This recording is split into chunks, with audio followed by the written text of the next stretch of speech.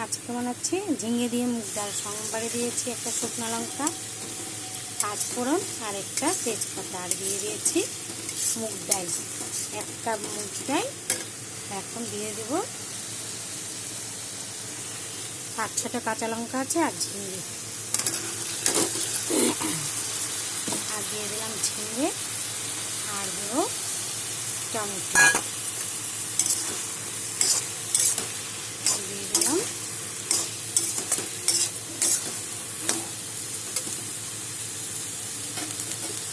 আর এখানে আছে একটু হলুদের গুঁড়ো আর একটুখানি চিনি টেস্টের জন্য, আর আধা চামচ কাশ্মীরি লঙ্কার গুঁড়ো সব দিয়ে দিলাম। দিয়ে এখন আমি ঢাকাটা দিয়ে দেব।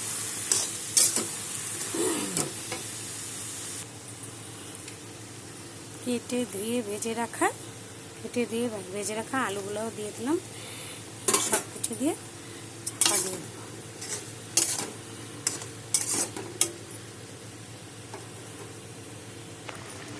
ঝিঙে আর মুগ ডালের রেসিপি আমার হয়ে গেছে। দেখো কালারটা কি সুন্দর হয়েছে, খেতেও সেই টেস্টের। আমি লবণ দিলাম না, আগে লবণ দিয়েছিলাম বলে আর দিলাম না, যদি লবণটা বেশি হয়ে যায়।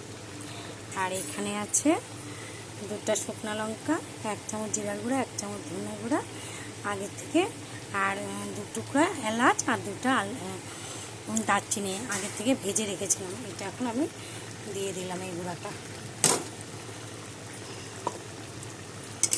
1 চামচ জিরার গুঁড়া, 1 চামচ ধনে গুঁড়া, 2টা শুকনো লঙ্কা, 2টা এলাচ আর 2 টুকরা দারচিনি আগে থেকে ভেজে গুঁড়ো করে রেখেছিলাম, ওটা এখন আমি দিয়ে দিলাম। তো ঝিঙে দিয়ে মুগ ডাল বা মুগ ডাল দিয়ে ঝিঙে রেসিপি আমার হয়ে গেছে।